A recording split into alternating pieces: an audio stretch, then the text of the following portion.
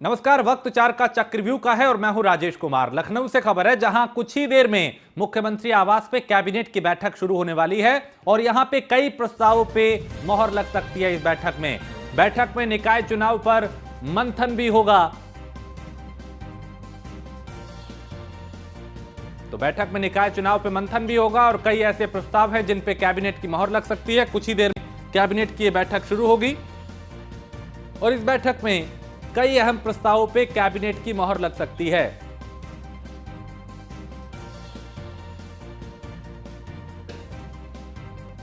तो बैठक में निकाय चुनाव पर भी मंथन होगा, कई अन्य मुद्दे होंगे जिस पे बात की जाएगी, कई प्रस्ताव जिन पे मोहर लग सकती है।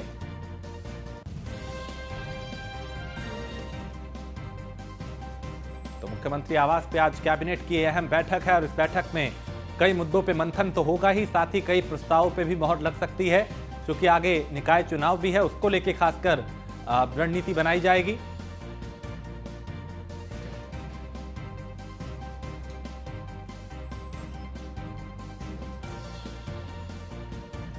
तो बैठक पे निकाय चुनाव पे मंथन होगा। इसके अलावा कई अन्य मुद्दे भी हैं जिस पे बात की जाएगी, समीक्षा की जाएगी, मंथन किया जाएगा, रणनीति बनाई जाएगी और कई ऐसे प्रस्ताव हैं जिन पे कैबिनेट की मोहर लग सकती है।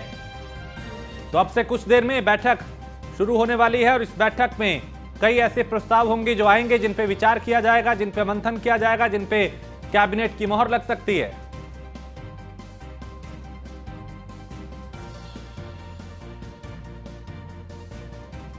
तो कई प्रस्तावों पे लग सकती है कैबिनेट की मोहर और बैठक में निकाय चुनाव पर भी मंथन होगा, इसकी होने की भी संभावना। कई अन्य मुद्दे भी है जिस पे बात होगी और कुछ ही देर में सीएम आवास पे कैबिनेट की बैठक होने वाली है।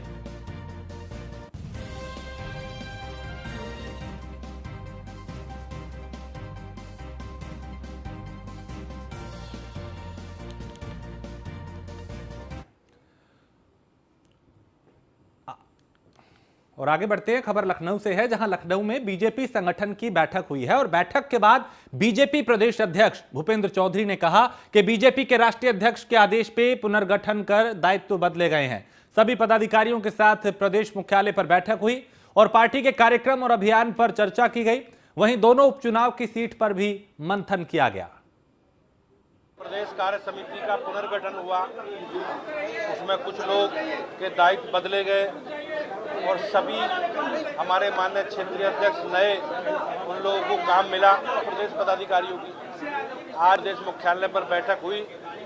बैठक में विशेष रूप से हमारे दर्शन के लिए हमारे प्रभारी उत्तर प्रदेश के राष्ट्रीय उपाध्यक्ष राधा मोहन सिंह जी हम सबके मार्गदर्शन के उपस्थित रहे और हमारी पार्टी के जो कार्यक्रम है, अभियान है, उन कार्यक्रमों अभियानों की चर्चा और आगामी दृष्टि के लिए जो हमारे प्रमुख कार्यक्रम है, पार्टी का स्थापना दिवस है और 11 अप्रैल को महात्मा ज्योतिराव फुले जी का जन्मदिन है और 14 अप्रैल को संविधान निर्माता आदरणीय डॉक्टर भीमराव अम्बेडकर जी का जन्मदिवस है।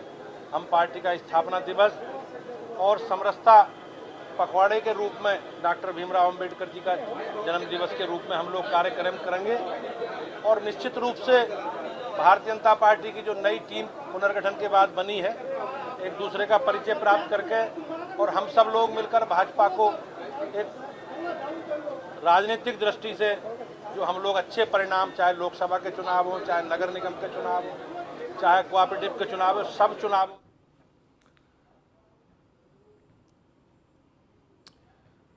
और कुशीनगर पहुंचे मुख्यमंत्री योगी आदित्यनाथ ने विकास परियोजनाओं की सौगात दी और खड्डा तहसील में आयोजित समारोह में 451 करोड़ रुपए की लागत से 329 परियोजनाओं का लोकार्पण किया। साथ ही 1546 करोड़ रुपए की लागत से कई विधानसभाओं में 461 परियोजनाओं का शिलान्यास किया। इस दौरान सीएम योगी ने कहा कि हर वर्ग को सरकारी योजनाओं का लाभ मिल रहा है। डबल इंजन की सरकार डबल रफ्तार से काम कर रही है। गोरखपुर में सीएम ने जनता की फरियाद सुनी और कहा कि कमजोर को उजाड़ने वाले बख्शे नहीं जाएंगे।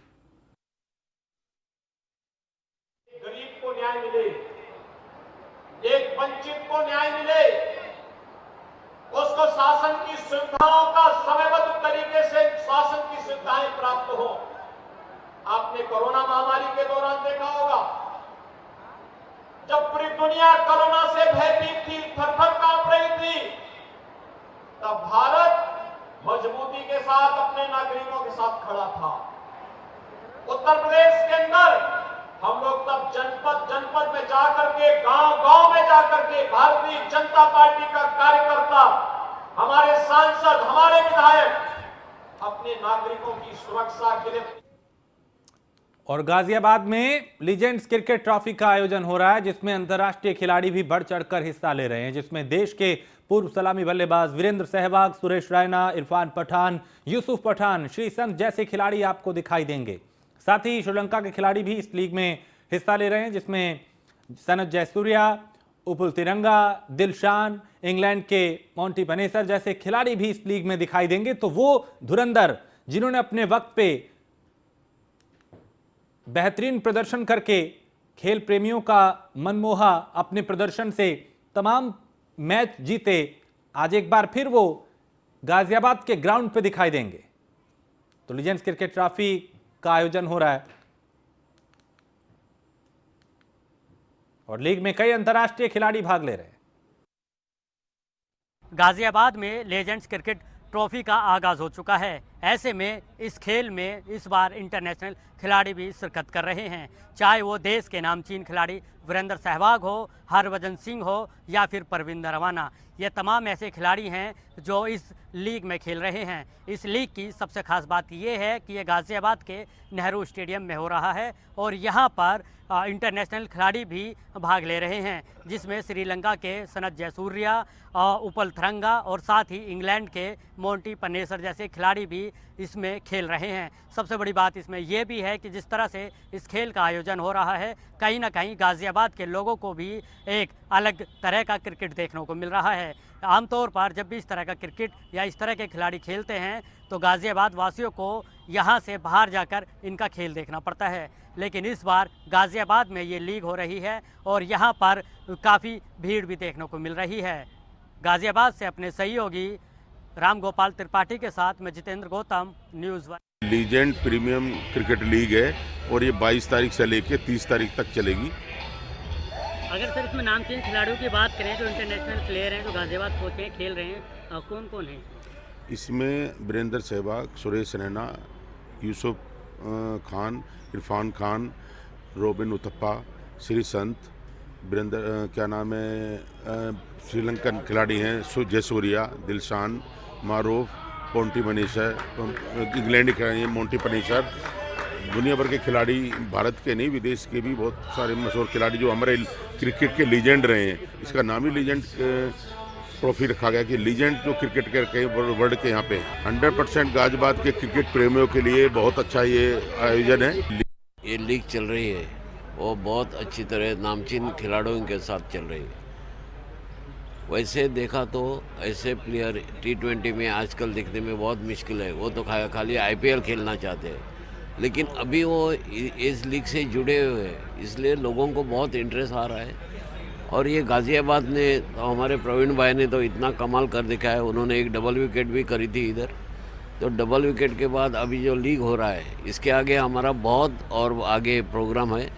इसके आगे हमारे वेटरन्स प्रीमियर लीग भी होने वाला है, जो मशहूर हमारे वेटरन्स मशहूर हो जाएंगे सब जगह। और आगे आगे देखो क्या हो। और खबर गाजियाबाद से है, जहां गाजियाबाद में लगातार अवैध निर्माण जारी है और अवैध निर्माण का एक और मामला राजेंद्र नगर के सेक्टर 3 से सामने आया, जहां पिछले 2 महीने से अवैध निर्माण हो रहा है, जिस पर गाजियाबाद विकास प्राधिकरण ने नामात्र कार्रवाई करते हुए लोगों को आश्वस्त किया है। लेकिन लोगों का कहना है कि GDA सिर्फ कार्रवाई का दिखावा कर रहा है, पूरी तरह से कार्रवाई नहीं हो रही। ऐसे में हमारे संवाददाता जितेंद्र गौतम ने स्थानीय लोगों से बात की, उन्होंने क्या कुछ कहा, उन्हें सुनते हैं। गाजियाबाद में लगातार अवैध निर्माण होता जा रहा है। इसका एक जीता जागता सबूत गाजियाबाद के राजेंद्र नगर का है। इस वक्त हम गाजियाबाद के राजेंद्र नगर सेक्टर 3 में मौजूद हैं और यहाँ पर आप देख सकते हैं कि किस तरह से लगातार निर्माण किया जा रहा है। लेकिन यहीं के लोग हैं जिनका कहना है कि पूरी तरह से नियमों के खिलाफ बन रहा है, जिसको लेकर यहाँ के लोग लगातार आवाज़ भी उठा रहे हैं और जिसके चलते समय समय पर कार्रवाई भी होती है, लेकिन उसके बावजूद बिल्डर जो हैं लगातार अवैध निर्माण कर रहे हैं। यहीं के लोग हमारे साथ मौजूद हैं, इनसे बातचीत कर लेते हैं। क्या नाम है आपका? ऋषभ मेरा नाम है। ऋषभ, ये बताइए किस तरह का यहाँ निर्माण हो रहा है और आप किस तरह से शिकायत कर रहे हैं? यहाँ इलीगल कंस्ट्रक्शन चल रही है। हमने जीडीए में और डीएम से भी बात की है, अपनी एप्लीकेशन वगैरह उन्हें दी है। ये एप्लीकेशंस हैं तो सबके इसमें साइन भी हैं, बिल्डिंग वालों के, जितने भी इधर आस पड़ोस के हैं जो इससे असहमत हैं। तो हम इसके बस यही कहना चाहते हैं कि जो इलीगल है वो उसे रोक दिया जाए जल्द से जल्द। डीए ने मतलब जो इसका नक्शा जो पास किया है ना, वो बिल्कुल गलत है एकदम। ये सेफ्टी के हिसाब से भी हमारे लिए मार्केट सही नहीं है यहाँ पे, क्योंकि अमूमन यहाँ पे आग लगती रहती है, मतलब ठीक है ना। बाकी वेंटिलेशन के हिसाब से उन्होंने बिल्कुल कई जगह नहीं छोड़ी है, मतलब। आइए चलिए बिल्डिंग को देखते देखते बात करते हैं और जानने की कोशिश करते हैं कि ये क्या कमियां यहाँ पर बता रहे हैं जिनको लेकर जीडीए जो है पूरी तरह से आश्वस्त दिखाई दे रहा है। सामने एक बार मैं पहले आपको दिखा देता हूँ कि यहाँ पर किस तरह का ये निर्माण चल रहा है और ये जो टूटा हुआ हमें दिख रहा है ये किसने तोड़ा है? क्या ये जीडीए की कार्रवाई हुई थी? ये जीडीए के कहने पे उन्होंने तोड़ा था, फिर दिखावा किया हमारे को और उसके बाद फिर बंद कर दिया उन्होंने। थोड़ा सा नाम के लिए देखो, थोड़ा बाकी उसने फिर उसके बाद लेंटर डालने लगे।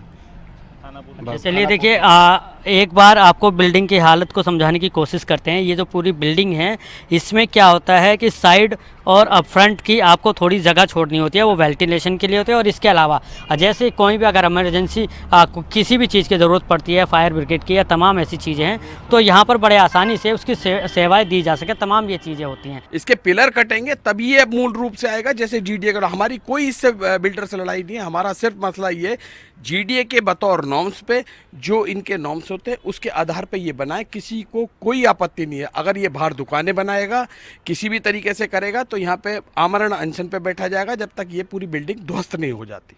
तो बिल्कुल देखिए, कुल मिलाकर कहा जा सकता है कि जिस तरह से लगातार अवैध निर्माण हो रहा है, वहीं दूसरी ओर अब स्थानीय लोग जो हैं वो भी पूरी तरह से अनशन की बात कर रहे हैं। अब ऐसे में देखना ये भी होगा कि गाज़ियाबाद विकास प्राधिकरण जिस तरह की कार्रवाई करता है वो कितनी सही साबित हो सकती है। गाज़ियाबाद से अपने सहयोगी रामगोपाल त्रिपाठी के साथ मैं जितेंद्र गौतम, न्यूज़ 1 इंडिया। और हमीरपुर में डिप्टी सीएम ब्रजेश पाठक ने मौधा सीएचसी का निरीक्षण कर स्वास्थ्य सेवाओं को परखा। वहीं सुमेरपुर की कान्हा गौशाला में जाकर निरीक्षण किया और गौ सेवा भी की। इसके बाद डिप्टी सीएम ने आवासीय विद्यालय का निरीक्षण किया और आवासीय विद्यालय के बच्चों ने डिप्टी सीएम को फूल देकर उन्हें सम्मानित किया, उनका स्वागत किया। इसके बाद जिला बीजेपी कार्यालय में जनप्रतिनिधियों और बीजेपी पदाधिकारियों के साथ उन्होंने बैठक की। इसके अलावा कई और कार्यक्रम थे जिसमें वो पहुंचे।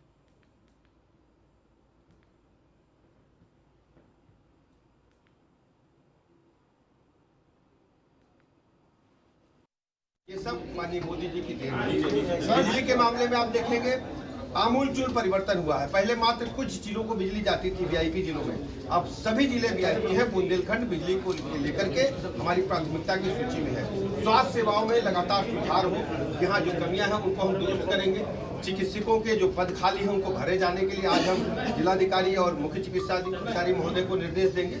और आधारभूत जो समस्याएं हैं, सड़क, पानी, बिजली, स्कूल, अस्पताल, सारी व्यवस्थाओं को धरातल पर नंबर 1 बनाने के लिए हम लोग बुंदेलखंड के प्रभाव। और बाराबंकी में प्रदेश के पीडब्ल्यूडी मंत्री जितिन प्रसाद ने उच्च प्राथमिक विद्यालय के छात्र छात्राओं को निःशुल्क पुस्तक का वितरण किया और वहीं जिले के अधिकारियों के साथ बैठक कर योजनाओं की समीक्षा की। उन्होंने अधिकारियों को जरूरी दिशा निर्देश भी दिए और पत्रकारों से बात करते हुए कहा कि बाराबंकी जनपद सरकार के लिए खास महत्व रखता है। हुआ है और विभिन्न हमारे जिला पंचायत अध्यक्ष, विधायकगण, माननीय सदस्यगण सभी प्रस्ताव लिए गए हैं आगे के लिए। बाराबंकी जनपद सरकार के लिए खास महत्व रखता है। यहाँ की योजनाएं का क्रियान्वयन, समय सीमा पर कार्य पूर्ण होना और खासतौर से गुणवत्ता पे और पात्र व्यक्ति को लाभ योजनाओं का पहुँचे और अधिक से अधिक योजनाओं का धन यहाँ पहुँचे। योजनाओं के लिए विस्तार से चर्चा भी हुई है। और police commissioner Lakshmi Singh greater Noida के दादरी कोतवाली पहुंची और वहां का निरीक्षण किया। इस दौरान उन्होंने अधिकारियों को जरूरी दिशा निर्देश भी दिए। दादरी कोतवाली के निरीक्षण के दौरान डीसीपी, एडीसीपी और थाना प्रभारी समेत भारी पुलिस बल मौके पर मौजूद रहा।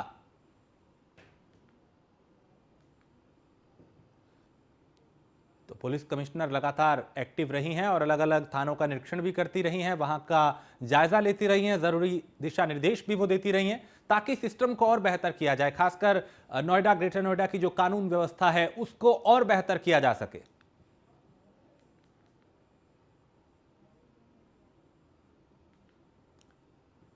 तो police commissioner Lakshmi Singh greater Noida के दादरी कोतवाली पहुंची और वहां का उन्होंने निरीक्षण किया।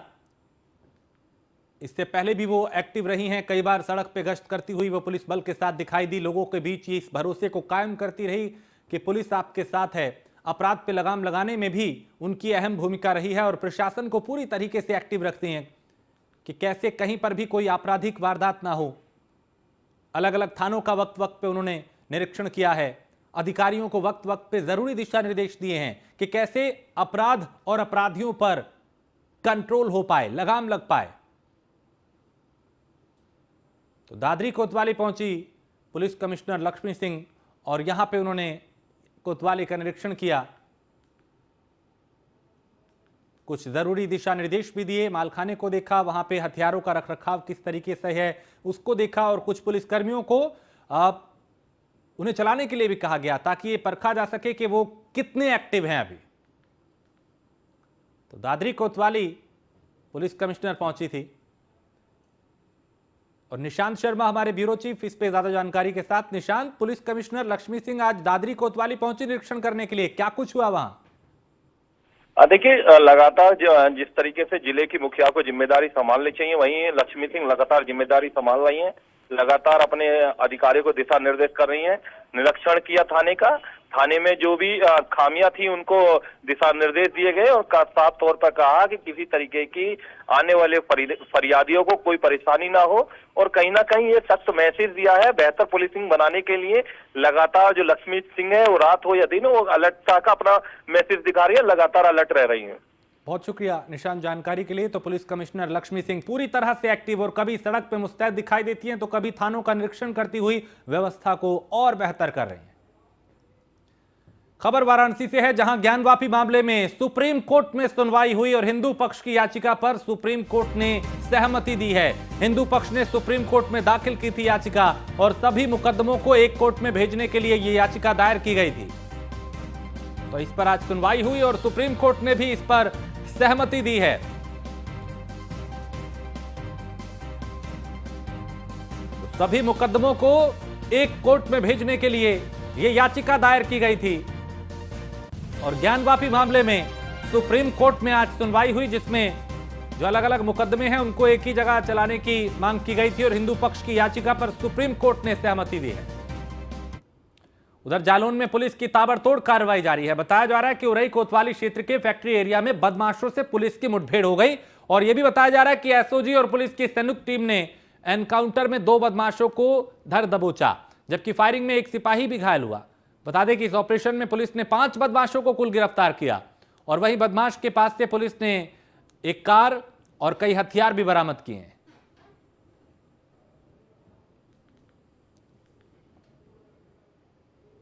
इस 3/2023 को सुबह 6:15 बजे करीब मुठभेड़ हुई है। उरई पुलिस और एसओजी टीम को लीड मिली कि कुछ बदमाश जो है वो डकैती के उद्देश्य से आए हुए हैं। तो इस सूचना पर पुलिस ने घेराबंदी की। फैक्ट्री एरिया के पास घेराबंदी करने के बाद जब उनको पकड़ने का प्रयास किया गया तो उन्होंने पुलिस पार्टी पर ताबड़तोड़ फायरिंग करनी शुरू कर दी। पुलिस ने भी जवाबी फायरिंग में की उसमें 2 बदमाश घायल हुए हैं। घायल बदमाश का नाम आरिफ अब्दुल शेख और मोहम्मद गौस है। बाकी 3 बदमाश जो मौके पकड़े गए उसमें एक अनीस शेख है, आसिफ शेख है और तीसरा अरसलान और छोटू है। ये कर्नाटक राज्य के रहने वाले हैं और अभी हाल पता इनका बाराबंकी है, यहाँ रहते हैं और ये दीगर जनपदों में जाकर के और अन्य राज्यों में जाकर के अपराध करते हैं। हमारे यहाँ भी नवंबर और जनवरी माह में बड़ी चोरियाँ हुई थी, एक शांतिनगर में, एक लहरियापुरवा में। उस चोरी में इनकी संलिप्तता थी और उनकी तलाश चल रही थी और ये उसमें काफ़ी माल उनका बरामद हुआ है। 1,77,000 करीब कैश बरामद। और अगली खबर आगरा से है, जहां आगरा के ताजगंज के फतेहाबाद रोड पे स्थित इस्पात सेंटर पे पुलिस ने छापेमारी की। इस दौरान पुलिस ने इस्पात सेंटर संचालक और कई महिलाओं को हिरासत में लेकर पूछताछ की। बताया जा रहा है कि कार्रवाई के दौरान पुलिस फोर्स के साथ एसीपी सदर भी मौके पर मौजूद रहे और इस्पात सेंटर के आसपास लगे सीसीटीवी के खंगाले जा रहे हैं, क्योंकि यहाँ पे कुछ तरह की शिकायतें मिली थी कि इस्पात सेंटर के आड़ में यहाँ पे देह व्यापार किया जा रहा है। इस तरह की सूचना पुलिस को मिली थी, जिसके बाद यहाँ कार्रवाई की गई।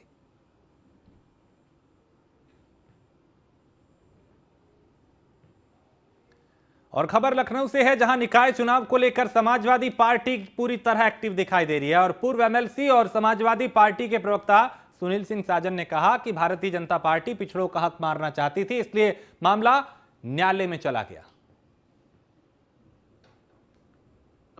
निकाय चुनाव को लेकर समाजवादी पार्टी की पूरी तैयारियां हैं। समाजवादी पार्टी पहले भी तैयार थी, लेकिन भारतीय जनता पार्टी पिछड़ों का हक छीनना चाह रही थी।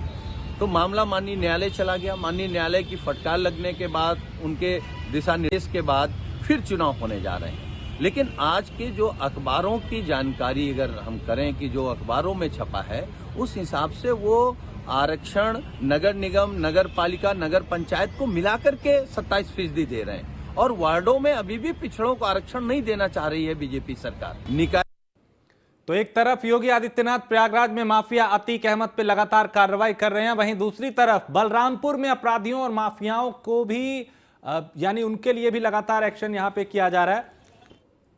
और अच्छी खबर यहां से भी नहीं है उनके लिए। नगर पंचायत तुलसीपुर के पूर्व चेयरमैन फिरोज पप्पू की हत्या की साजिश में जेल में बंद पूर्व सपा सांसद रिजवान जहीर और उनके दामाद रमीज नेमत की मुश्किल बढ़ती जा रही है। बताया जा रहा है कि माफिया घोषित होने के बाद पूर्व सांसद की तरफ से अपने दामाद के नाम से खरीदी गई 4,75,86,000 रुपए की जमीन प्रशासन ने कुर्क कर ली है। जनपद बलरामपुर के टॉप 10 माफियाओं में से रिजवान जहीर, इनकी खिलाफ 14(1) के अंतर्गत कार्रवाई करते हुए जिलाधिकारी महोदय के आदेश के क्रम में उनके सह अभियुक्त और उनके दामाद रमीज, इनकी जो संपत्ति थी उसकी जांच की गई और उस संपत्ति की जिलाधिकारी महोदय की अनुमति से एसडीएम तुलसीपुर और सीओ तुलसीपुर की ज्वाइंट कमेटी के द्वारा उसकी कुर्की कल की गई है। ये करीब 4 करोड़ की संपत्ति है जिसकी कुर्की। और खबर गाजीपुर से है, जहां गांव की अंधेरी गलियों को जगमगाने के लिए जिला पंचायत गाजीपुर द्वारा करीब 1 साल पहले 9 करोड़ रुपए की लागत से जनपद के सभी जिला पंचायत सदस्यों के क्षेत्र में आने वाले 5-5 गांव में 60-60 स्ट्रीट लाइट दी गई थी ताकि गांव में रोशनी हो। लेकिन उजाले के लिए दी गई स्ट्रीट लाइट लगने के कुछ दिन बाद से ही सिर्फ अंधेरा ही अंधेरा है। मामला 1-2 गांव का नहीं बल्कि जिले के उन सभी गांव का है जहां पर जिला पंचायत के द्वारा स्ट्रीट लाइट लगाई गई थी। इसको लेकर अब प्रशासन की तरफ से जांच भी कराई जा रही है। हालांकि जांच के दौरान जिला पंचायत के द्वारा उन लाइटों की मरम्मत भी कराने का काम किया जा रहा है।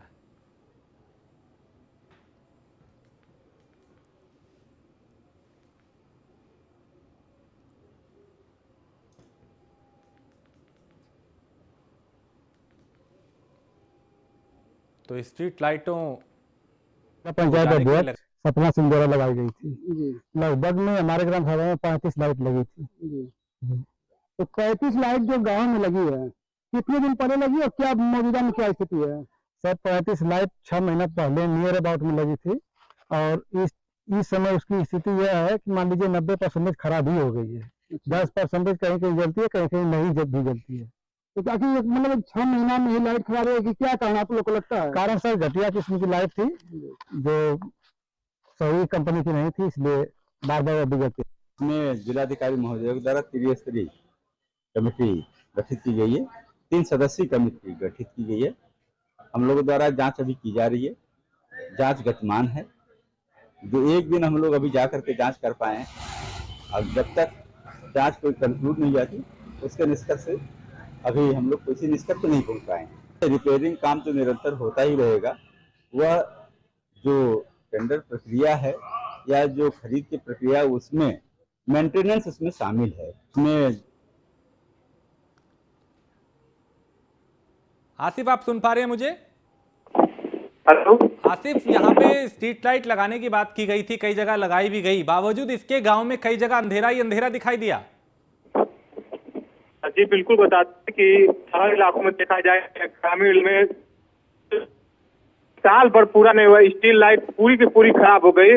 इसकी लागत कीमत बताई जा रही 9 करोड़ रुपए, जो पूरी लाइट खराब हो चुकी है। इसकी मरम्मत के लिए भी जानकारी लोगों ने अवगत कराया।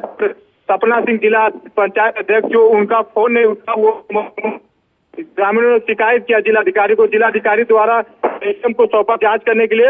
अब जांच होता है कि में क्या मिलता है क्या नहीं, उनके ऊपर जरूर कार्रवाई की जाएगी। चलिए, बहुत शुक्रिया आलिफ। यानी यहाँ पे लापरवाही सामने देखी जा रही है और लापरवाही के कारण ही यहाँ पे कहीं ना कहीं घपलेबाजी हो रही है और जिन गांव में रोशनी करनी थी वहां अब भी अंधेरा है। और इसी के साथ इस बुलेटिन में फिलहाल इतना ही। आप बने रहिए न्यूज़ 1 इंडिया के साथ।